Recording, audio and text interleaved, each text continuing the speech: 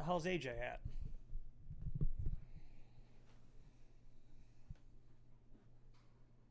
Yeah, might as well drink while I'm waiting. Here I am. Don't kill yourself, man. I made it. That was smooth. Real smooth. Now we're ready for a proper podcast. Oh, Prihawk needs to get back in. All right, come in, bro. What do we have? Guests already? We're not even through the cold open. No, not even close.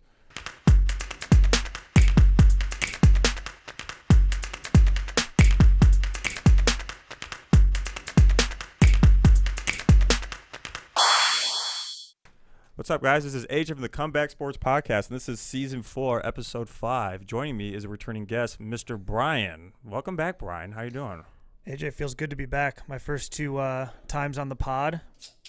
Not my best showing, that's for sure. But excited to be back. Third time's the charm. And, yeah. You know, you got to start summer, right? Hasn't been pretty, that's for damn sure. Yeah, it's all right. I feel like each time I even do the episode, I tend to not. You can go ahead, Pri. Go ahead. Bye, Pri. Good looking backpack right there, kid. You're welcome. Since every time I do an episode, I look back like, man, that wasn't my best episode. But then like the next one, it gets a little bit better. So listen, man, the last time I was on here was right before the NCAA tournament, and I gave out Texas as a deep sleeper, and they lost in the first round. So that's. It can't get much worse than that, and for that I apologize to the loyal following. It's all right. Only 20 people saw that video probably. That's 20 people I'll let astray, and that keeps me up at night. So excited to be back this time. Excited to talk some college football and some NFL, amongst other things. That's right.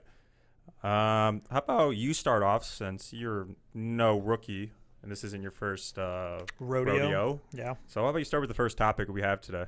All right, so we discussed this last week, but I circled Miami and Texas A&M as a premier matchup in college football this past weekend, and it ended up being kind of a terrible football game, depending on how you like your brand of football. It was definitely a defensive struggle from one end and some pretty garbage offense from the other end. So I really only have a couple takeaways from it. I definitely looked at the matchup beforehand a little bit more excited than I left watching the game with and kind of coming to this conversation with. Really the only thing that I have to go from it is Texas A&M's defense is legit. They got a lot of offensive issues, but at the end of the day, they are notorious for being a team that starts slow and finishes strong. They play Bama at Bama in 2 weeks. I think they upset them. That's the one thing I took away from this game this past weekend is that defense is legit. The offense, now that Max Johnson is the quarterback, is going to improve over time, and I think they hit the ground full speed when they finally play Bama, and that's in 2 weeks.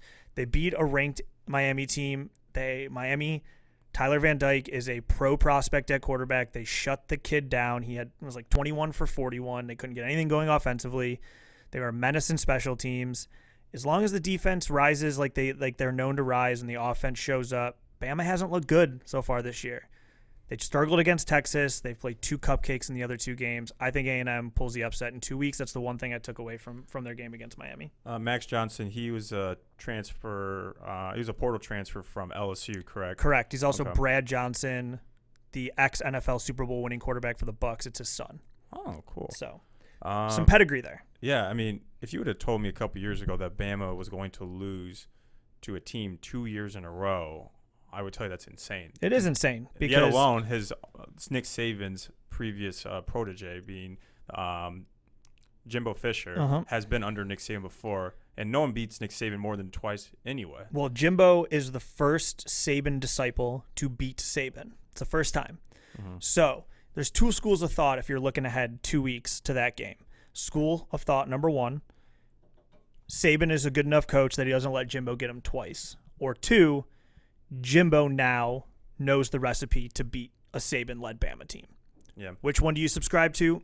I'm going to lean towards Jimbo upsetting 2 years in a row. Yeah, and you're all right. Bama has not looked that great, especially with that Texas matchup where That defense was all over them.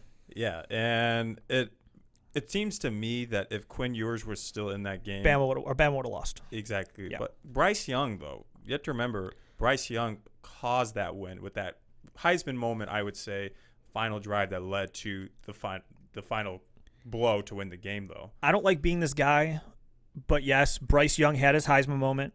That drive at the end was magnificent, but let's not take away from the fact that the refs immensely helped out Alabama in that game. That in the end zone play where it should have been not only a safety, but it should have been not a penalty on Texas for starters. It should have been a penalty on Bama and then also a safety. Right. So I don't know. We're splitting hairs when it comes to situations like that, but Bama hasn't impressed me this year. It's the reason they went from number 1 and they got jumped already. I think that A&M, once they get Max Johnson a few more starts under his belt in this offense, I think in 2 weeks you see a better A&M offense to go with their already top 5 defense. Yeah. So, and just to transition over to Miami, this is Mario Cristobal's first season at Miami, which I believe was his alma mater. it is. How would you say he's going to compete within his own conference, of course? Like, do you see a situation where he is going to go against Clemson for an ACC title? Yeah. I think when it comes down to it, there's 3 teams in the ACC that are really kind of above the rest. Those 3 teams, in my opinion, it's Clemson, it's NC State, and it's Miami. I know North Carolina's in there as well. North Carolina, they're 3-0 right now, arguably one of the best offenses in college football, can score on anyone. However, their defense is bottom 5 in college football. And I just don't think that the offense is going to be able to week in and week out put up as much points as the defense is going to let up, especially to premier opponents. They gave up 66 points to Appalachian State, for Christ's sakes. Like, it's not a knock on Appalachian State, but 66 points, that's insane. When North Carolina plays a Clemson, when they play an NC State, I just don't see their offense being able to run with how much their defense is going to let up.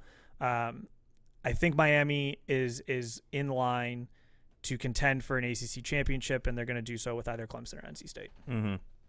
Yeah, it's going to be an interesting one in the ACC because usually it's always been Clemson over everybody, but Clemson has some little bit of challenges. Well, DJU is not that guy. Yes, you're not that guy. He ain't that. You're not that guy, pal. Yeah, to kind of transition more into the college football, we'll talk about the Big Ten a little bit. And the biggest matchup, I wouldn't say the biggest, but a big matchup that we're going to see this week is Wisconsin, I believe, at Ohio State. So Brian and I are just kind of go through a little quick preview of what to expect. Just from what I'm looking at, Wisconsin, historically a top defense, but not so much this year versus previous years. But OSU, arguably best offense this year. C.J. Stroud, Heisman leader with 10 TDs to no interceptions. Travion Henderson averages about 6.8 yards per carry, which is actually a little bit better than Braylon Allen, who's Wisconsin's potentially Jonathan Taylor 2.0.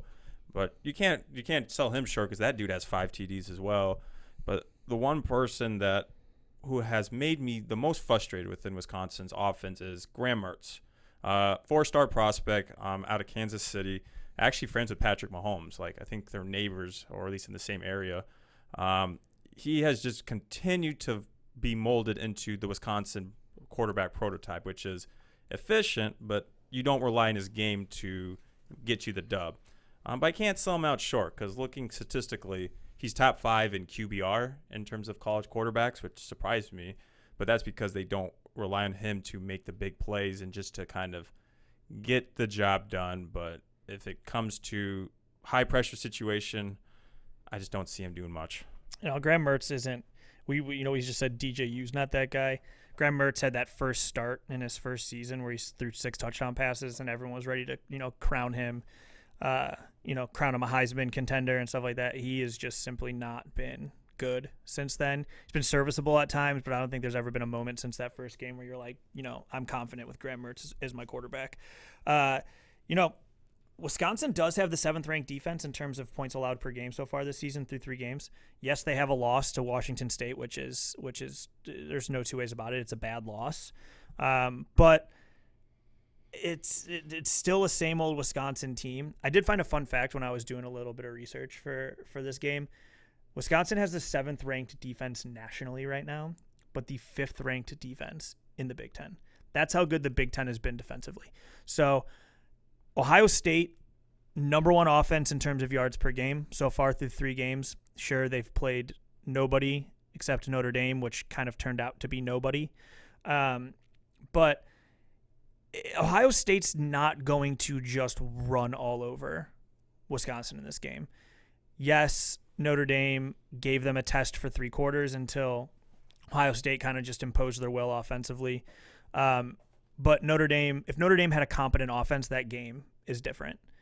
I think that this is an Ohio State game to win, but I don't know if the 18-point line that's currently listed in Vegas is. I don't know if Ohio State's covering that. I think Wisconsin keeps it in the number, but I think Ohio State wins the game. Yeah, I think Ohio State does win the game.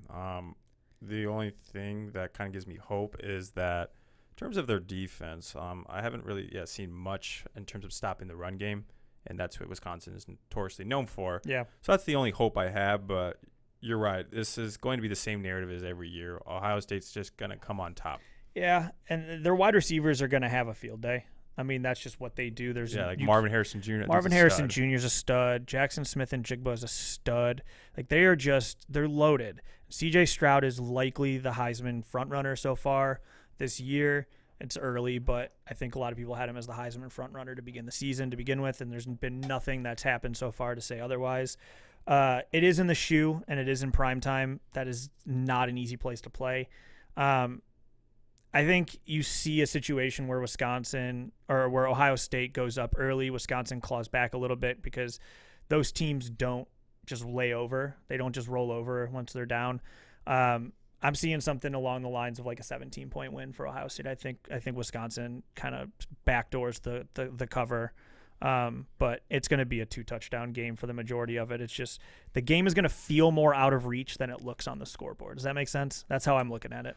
Yeah, and we were talking about how Ohio State had some cupcake teams, and you even included Notre Dame being one that's just not who they were supposed to be.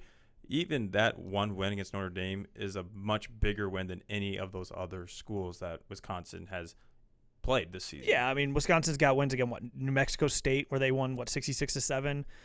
New Mexico State's arguably one of the worst teams in college football. Yeah. They did lose to Washington State 17-14, but it's they're only giving up 8 points a game so far this season. They've played nobody. Ohio State's going to score points, but is it going to be a 50-point outburst for Ohio State? Could be. I don't think so, but I think you're looking at something with a total of 57 and a spread of 18. Something along the lines of like 37-20. Mm-hmm. And speaking of just like the Big Ten in general, like this was supposed to be my prediction for the Big Ten championship matchup. It's kind of skewed a little bit on the west side of things. Wisconsin is not my favorite anymore. I'm looking at Minnesota right now. They had the easiest schedule, and they are dominating statistically on offense and defense. You know what? This is going to be Graham Mertz. Tanner Morgan, the quarterback from Minnesota, is everything Wisconsin fans want Graham Mertz to be. Graham Mertz Tanner Morgan reminds me of when Jack Conan transferred to Wisconsin, and that's who he became. Yeah. Wisconsin, it's, Minnesota, so first of all, I took Minnesota's team total for wins on the season before the year at 7.5. I feel great about that right now. They've still played nobody, but one of the teams that is actually better defensively right now. One of the teams that is better defensively right now than Wisconsin in terms of a points per game standpoint is Minnesota. Minnesota's given up 5 points per game so far this season. So it's Minnesota looks like the favorite out of the West, but I think I said this to you last year when you were kind of writing Wisconsin off. I go, once you get into October and November and those teams start playing each other, anything can happen. Yeah, that's true because you also have Iowa in the mix. Well, they can't only if their defense is scoring touchdowns for them. Yes, but Wisconsin has a disadvantage for that match because they're going to be at Iowa. In Kinnick, yeah. Yeah, and speaking of Iowa, I was in Iowa City last weekend to visit a friend, and when they were playing their game of the week, they had a lightning delay, and the game did not resume back until midnight with about 2 quarters left to go. And that kind of made me think, like, should college football games go past midnight if, like, other stadium venues can't even do that? Like, example, like, but concerts can't go past midnight. It's more of like a noise curfew. What difference is it if, like, a football game with lights everywhere and, of course, shouting and screaming from fans and the game itself? So is there a cutoff of, like, okay, if it gets to the point where the delay is past the time frame, is it just a scratch? Do they count it in the scoreboards or the record books? Or Well, I was going to say, what's the alternative? Because right. it's not like baseball where if you get through 5 innings, it's considered a game. So if rain does come, they can call it after 5 innings and it'll just count as a rain shortened game. Football is it's a weather sport. You play in any weather as long as it's not unsafe. I just look at the Bears 49ers. They played right through a monsoon. There was no lightning, so that's why they were able to do so. But to answer the question, I don't know if there's an answer to this, just because, yes, if we want to be funny about it and look at it in a vacuum, who the hell wants to stay up past midnight to watch Iowa versus Nevada? Nobody. I don't even think Iowa fans really want to do that. But you can't play the game on Sunday because the NFL doesn't allow it. There's contractual things in place that say college football and the NFL cannot play on the same day during the season. So the alternative is what? I guess you kind of just gotta play it. You gotta just suck it up and kick it off past midnight and finish the game as quickly as possible. Just because I don't know if there's another alternative to it. But if you're asking me whether or not they should, no, I don't see any reason to kick a football game off to finish 2 quarters after midnight. Yeah, you're right. I don't know an alternative. I love watching college football. I kind of think more of the players' standpoint. It's like you're very hot, moving around, tackling people, and then you get real cold all of a sudden.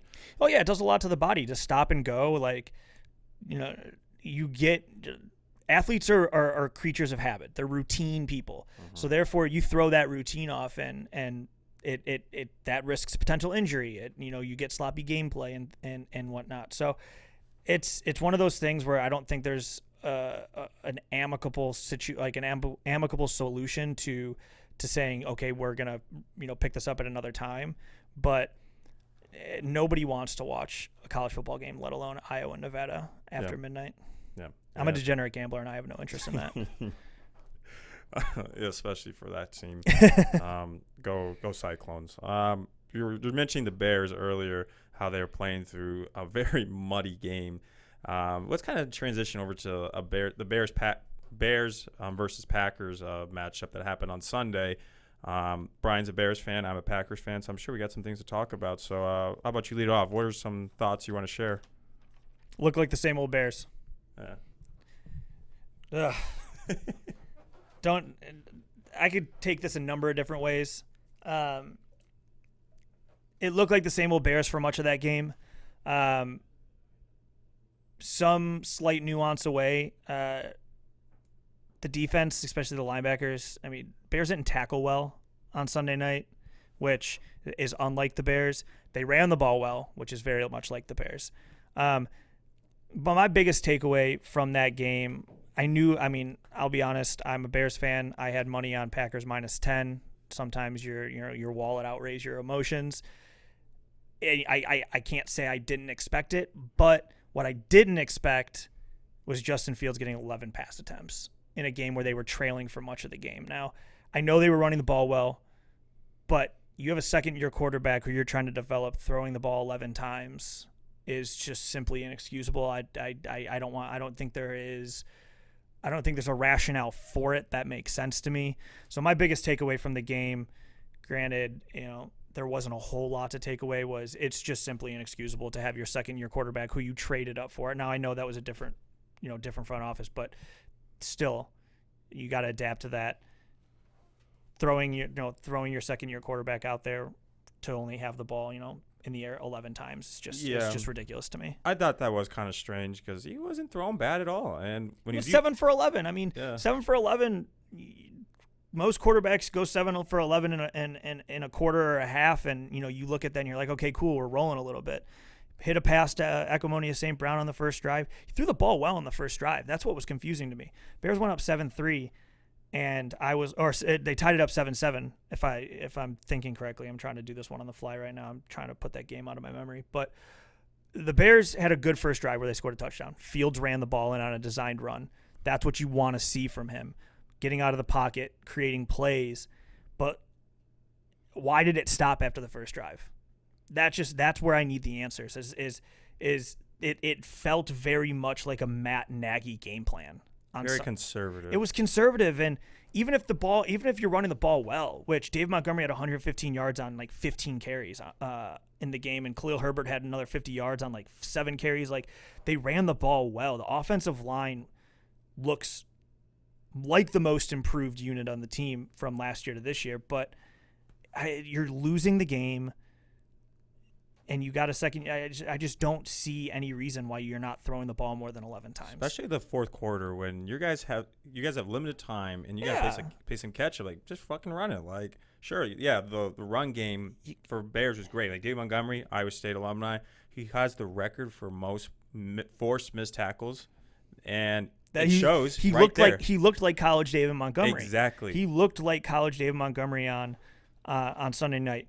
Put his foot in the ground, one cut, get up the field, break tackles. Like, he looked like a guy who was hungry to run the football, which is good because he's got Khalil Herbert on his ass. Khalil Herbert can start for this team if Dave Montgomery, falters or Dave Montgomery's not, living up to the job. Dave Montgomery looked like a running back who was hungry to not only keep a job, but hungry to be a top 10 running back in this league. And you can use that to the advantage of your passing game. 100%. And they didn't. That's what was kind of confusing for me. There were multiple opportunities where I saw different play action situations where you're leaning on the run. You want to go ahead and get away from the run. So, get your quarterback, move the pocket, get in space, try to make a play. And it just, when you throw the ball 6 more times in a monsoon game like they did against the 49ers where you had 17 pass attempts, and you'll come back the next week, primetime game, division rivals, your arch rivals, and you're losing most of the game and you throw the ball 11 times. None of it makes sense to me. I don't want to, the running game being successful is not a good enough excuse to justify throwing the ball 11 times. And I'm going to keep hammering it home just because I haven't been able to wrap my mind around it, and it's Tuesday now. So, yeah. And you mentioned that first drive, and looking at the Bears, I was a little scared in that first drive because they're a young team and they seemed fearless. Yeah, almost like they were too young to even know what they're really going up against. So they're willing to do it all to get the drive to a touchdown. I do think there's a different vibe with this coaching staff. I think Eberflus and Alan Williams, the defensive coordinator, even Getsy, the offensive coordinator, like, they're bringing a different energy to the Bears that the Matt Nagy era just didn't have. Matt Nagy was very much a lame duck, limp dick head coach. Eberflus is, he's coaching in the game. The halftime adjustments are fantastic. The Packers had 3 points in the second half. The Bears defense adjusted. The problem is the offense looked the same. And you can't win if you don't score points. So and just to go back to Fields, like, he has a lot of attributes that a Bears quarterback has never had, and Packers are not used to facing quarterbacks like that. Like, look at Colin Kaepernick, for example. Like, Bears have a hard time working with him in the playoffs. And that interception that Justin Fields threw, I don't really say much of it because Jair Alexander is one of the best cornerbacks in the league, so you can't do nothing about that. Yeah, you look at that play. The only thing you could say is maybe Justin Fields held onto the ball a second or two too long and threw it late, and that's what allowed Alexander to, catch up to the route crossing the field. But Jair Alexander is a ball hawk. He's one of the best turnover machines in the secondary in all of football. You don't like to see interceptions like that, but what are you gonna do? It's not like he's not gonna throw interceptions on the season. Yeah, and just to kind of conclude on the Packers side of things, when I saw this game, it reminded me of the 2018 Packers, like heavy West Coast offense, using your running backs for all sorts of things, running it downfield, and also just using it as an actual receiver weapon. And Aaron Jones, yeah, he just does what Aaron Jones does, bro. He's a Swiss Army knife. It had to feel good as a Packers fan to see Aaron Jones ball out there after week 1 where he was kind of silent. Yeah. Just doing Aaron Jones things, bouncing off tackles, hitting holes, scoring touchdowns. Yeah, and originally my notes say that like Rodgers is still developing trust with young receivers, but kind of looking at the target share, at there was at least 3 targets for Romeo Doubs and Christian Watson, where that was much more than the previous week, and it's not that much different from the veterans like Randall Cobb. Well, did you see who was getting the ball? I don't know if you picked up on this, but I was actually talking to one of our coworkers, Steve, before the game started, and I go, watch out, this might be a Randall Cobb night. Think about it. Look back at week 1, some frustrations on offense with a lot of young, new people in place at the wide receiver position.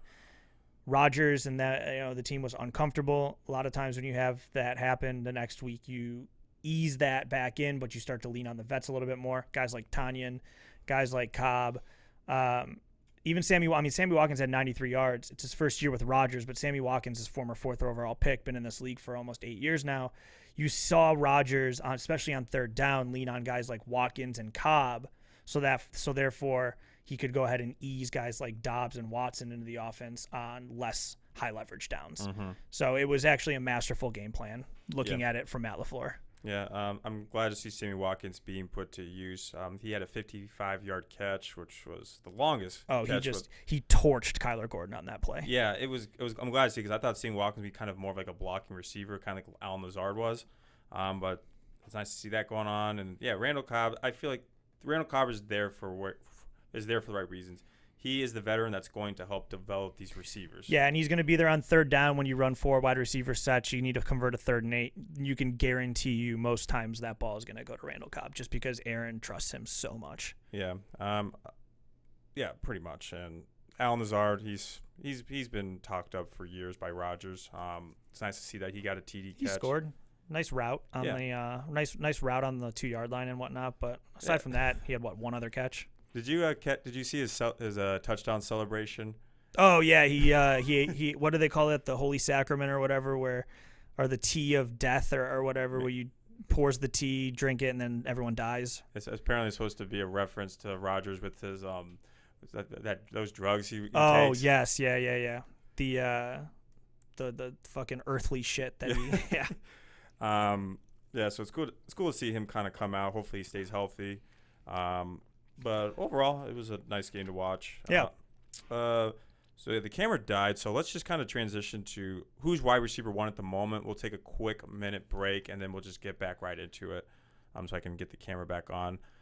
So with who I think who's wide receiver 1 in the NFL right now, on my list, I have Tyreek Hill, Jalen Waddle, Amon-Ra St. Brown, and then Cooper Kupp. Of the 4, I'm going to go with St. Brown on this, bro. He's just been consistent since the last half of the season, and now he has finally broke out and it's the dividends are paying with him. I love Amon-Ra St. Brown. He is a monster. Just as consistent as he comes. He reminds me a lot of Anquan Bolden in terms of like make and model of the player, dependability, hands, especially in traffic, and then his ability to break things open when he needs to. Anquan Bolden was a really great receiver for a long time. But I actually, from my number 1 wide receiver in the NFL, I don't have any of the 4 guys that you just listed. Oh. Tyreek, absolutely top 5. Jalen Waddle is a absolute stud. Cooper Kupp, he had a 2,000-yard season basically last season. It's hard to argue against Cooper Kupp. But for me, wide receiver 1 in the NFL, and I've been banging this drum since last season, it's Justin Jefferson. Oh, I thought you were say Stephon Diggs. Stephon Diggs looks like it through 2 weeks, don't get me wrong. I will break it up into this. I think Stephon Diggs is the best route runner in football. Him and Devontae Adams, I think, are the 2 best route runners in football, and it's there's a huge drop-off after the 2 of them. But I think that the best wide receiver in football, when it comes to the ability to catch in traffic, take the top off on the deep ball, catch a screen and take it for 15, 20 yards, break tackles, block, everything. I think it's Justin Jefferson. As a rookie, 88 catches for 1,400 yards and 7 touchdowns. Follows it up in his sophomore season with 108 catches for 1,600 yards and 10 touchdowns. So far, he's got 15 catches for 232 yards and 2 touchdowns. Now, a lot of that was the first week of the season. He was shut down against the Eagles, large in part last night.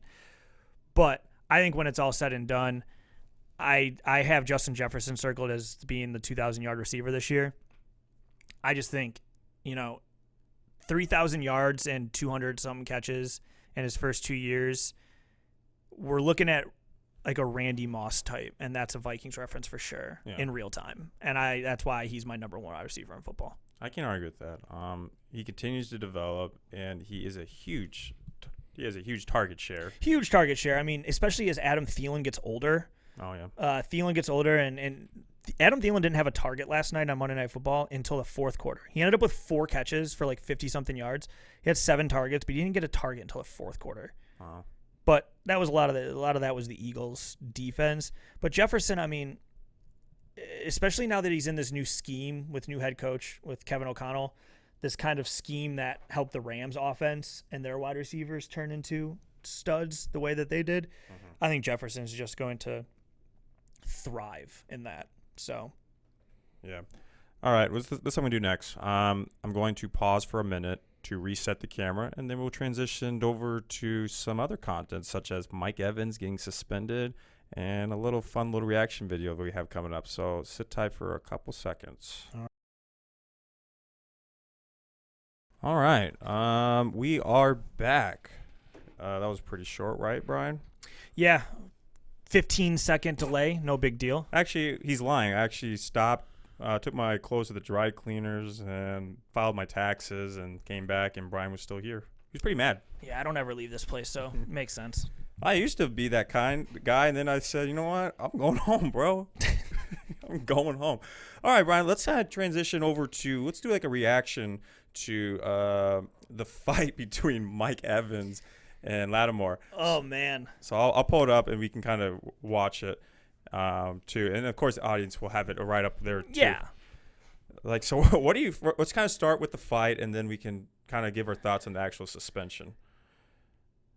It's because it sounds like to me like Lattimore said something cheeky to Brady, and of course Mike Evans just hates him. Like this is not the first time they've actually gotten into it in the middle of a game. No, it's Evans and Lattimore hate each other, but the Saints and the Bucs hate each other as a whole. So it's not just because we're looking at it now. This goes back to when Jameis was still the quarterback. But no, it's the NFL's a physical game, and there's a lot of tension. There's a lot of high energy situations. Guys talk a lot of shit, and that scuffles happen all the time. I mean, think about back when Cam Newton and Josh Norman got in a fight as teammates in Carolina during training camp. It gets heated out there, but it's all in the heat of competition. Yeah. This is not. Evans and Lattimore flat out hate each other. It's the one true beef in the NFL, I think. And I personally, I'm here for it. I fucking love it. Yeah, it's exciting. It is exciting. I mean, this would be exciting even if both teams were bad. Yeah. So, my reaction to it is, hell yeah. Give me more of it. I actually like Evans. Evans, in you watch the replays back, he's defending his quarterback, which it's Tom Brady, so, Oh, yeah. Did you catch the king defense? Yeah, he went to the refs. He goes, that's Tom Brady. What else am I supposed to do? Like, you read the lips. He's not wrong, though. The NFL does it, so why can't his teammate do it? So I'm here for it. I love the competitiveness, and Evans and Lattimore as a microcosm of the larger beef between the Chiefs and the Bucs is, it's fun, especially as the game gets softer. Yeah, as a fan of the game, I'm saying, oh, hell, this is cool. As a fantasy owner, hell no, bro. I can't have you suspended. I need you next week against the Packers. Well, you know what? He appealed his suspension. Maybe he's going to get lucky. You never know. Maybe. I feel like. I doubt it. It's just happened more than once. The second it happened, I went to our fantasy channel in Slack, and I said Evans is going to get a game for that one. And he did. He appealed it. I don't think he's going to come out victorious in that appeal. But, it's, you're going to see each other again later this season, and I will be tuning in for that one. Yeah. I mean, I've been a Mike Evans fan since his college days because he pretty much made Johnny Manziel. I don't know. Hey, slow down on that. Well, slow down. All on right, that. fine. I won't get into that. Those two were a dynamic duo. Yeah, they Emphasis are. on the word duo. Duo. Okay. All right. So would you say the suspension is fair then? Yeah, I mean, he started a fight. The suspension's fair. So. Okay. All right. Yeah. What happened with the Winston? There was a Lattimore made his way to the Bucs sideline a few years ago during like a hit out of bounds, and basically Jameis told him to get back to his sideline. So when he didn't and kept chirping, Jameis like tapped him on the head from behind, and Lattimore turned around, went to go make a move at Jameis, and Mike Evans literally blindsided him. So yeah, it's just weird. It's the same exact shove too. Yeah, basically. Mike Evans seems to have a type. I think they're soulmates, honestly. They either love each other or they hate each other. Yeah, you see, we're watching the Winston one right there. Mike Evans just comes out of freaking nowhere. So they hate each other. They don't like each other. Lattimore guards Evans on the field all downs of every play during the game. That's, you're bound to think like Andre Johnson and Cortland Finnegan a few years, like 10 years ago or whatever. Mm-hmm. Sometimes things are just bound to happen, and now Lattimore and Evans are going to be known as the two guys who hate each other. So that's cool. Yep. Speaking of the Bucs, I kind of want to get your thoughts on this because I found out that Brady now gets like a veteran rest day. He gets every Wednesday off. What are your thoughts on that? Yeah, it's like the NBA. Did not play coach's decision. Or, the only difference, I guess, is NBA players get game rest. Tom Brady gets practice rest. Tom Brady's 44 years old. He's earned the right, or 45 years old. He's earned the right to not have to practice anymore. Yeah, I mean, or every day, I should say. I think veterans should get rest, especially at that age. Yeah, at that age. I guess for the sure. issue is you can't give it to everybody though, and it's like, what is the criteria to be eligible for it? 7 Super Bowls. So only he can get it. But yeah, like. It just sounds like this is not more of like on the field issue. It sounds like it's more off the field. No, it's more off the field. It's,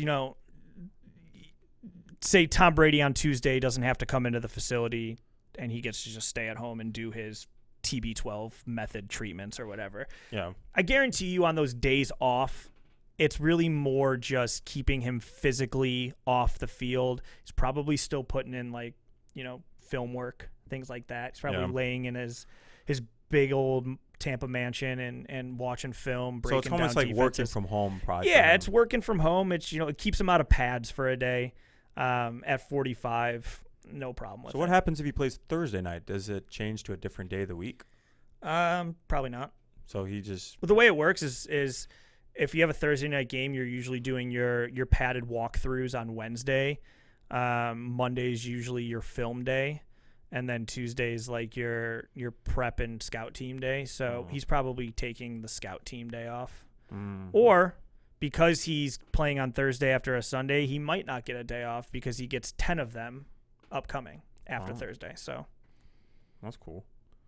All right. I think we can close off with one more reaction video. And good, because I have about 2 sips left in my mango White Claw. About 3. Let me take a big gulp real quick. I hate White Claw, by the way. Watch this. I'm going to put the microphone on my throat, and everyone will hear me gulp it. Can I get a reaction video to this instead of the upcoming reaction video?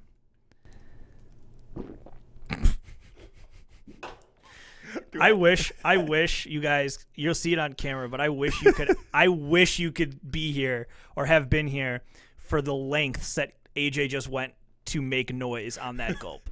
It was so forced. It was that man went so far out of his way to make sure that gulp had actual audible noise. It's that it wasn't even a real sip. That's a cartoon gulp. It was a cartoon gulp. It's like the character is nervous about something. He's like, gulp. It's like in cartoons when like animals eat whole animals alive, like just like engulf them in the cartoon and then just like engulf them. Yes, and straight gulp them. That's what that was. All right. All right, now that I'm on par with Brian in terms of how much is left in our drink, we got one more video, and this one is going to be, where the fuck did I put it? Let me check my messages. See, I spend most of my days just sending Mike, who was the guest last week, just fucking video memes from football. They're best friends. So this one we got here, we have... Oh, is this the Mike Gesicki gritty? Yes. Did he kill it, or... The Giddy Gesicki? Does he go back to the shop? the Gesicki gritty. I mean, it's not a great gritty by any means. Better than mine. I can't do one, but who cares? He went out and he had some fun while doing it. He caught a great touchdown pass, by the way. And they got the dub, too. Exactly. They got a huge dub, major come from behind dub. So listen, it's not a gritty. I see the caption on the tweet is "Bro hit the skedaddle." He's skiing instead of grittying. He's literally slaloming right now. But I got no problem with it. Dude's just having some fun after a sweet touchdown catch. Third quarter of a 3-touchdown game. You know what? This is the touchdown that sparked the comeback. So there you go. I'll let him gritty. If I'm a Dolphins fan, gritty all you want, my boy. Yeah. Gritty all you want. You got to appreciate any sort of touchdown celebration, because there was a time where you couldn't do shit like this. So I'm all about it, too.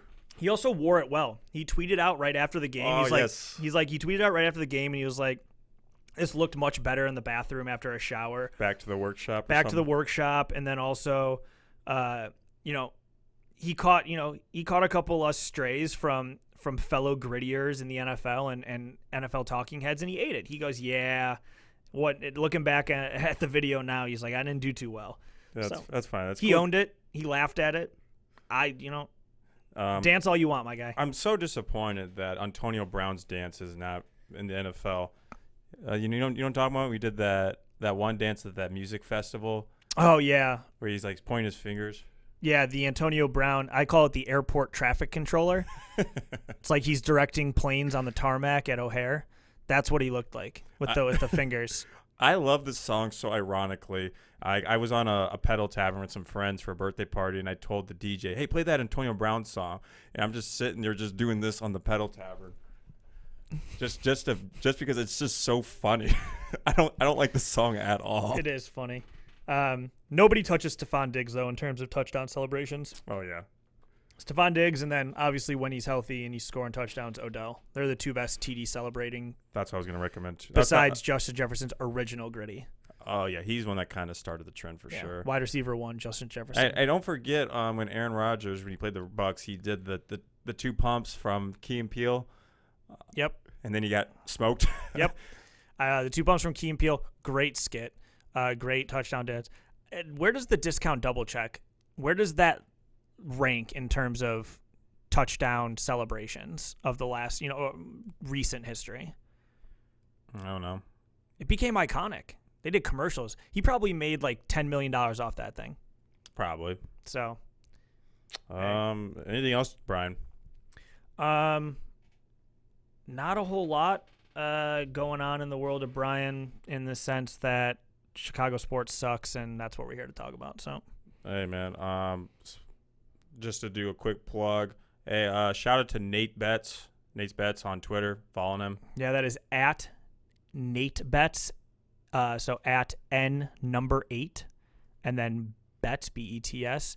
If you want winners, consistent baseball betting winners, follow Nate Betts. Yeah, he's a coworker of ours, and I'm all about the plugs. Yeah, we're all about plugs here at UTech, Comeback Sports Pod. It is, it's the home of plugs. Well, shout out to Urban Matter, too. Yeah, shout out to Urban Matter. Shout out to Nate Betts. Shout out to AJ for having me on. Appreciate it, man. Shout out to my mom's enchiladas. Brian loves them. So fucking good, man. Mama Ortega, if you are listening to this, as I hope you are, supporting your son, if I could have a direct line to order enchiladas from you all times of the year, I will pay 15% surcharge. That's how much I like She does them. watch every episode. Well, you know what? There we go then. There we go. All right, guys. Thank you, Brian, for hopping in. Always love to have you on the show. And thank you for all the listeners and viewers. So once again, this is the Comeback Sport Podcast. And remember to like, subscribe, and share this video with a friend. Every little bit helps. So we will see you guys in the next episode. Take care. Have a good one.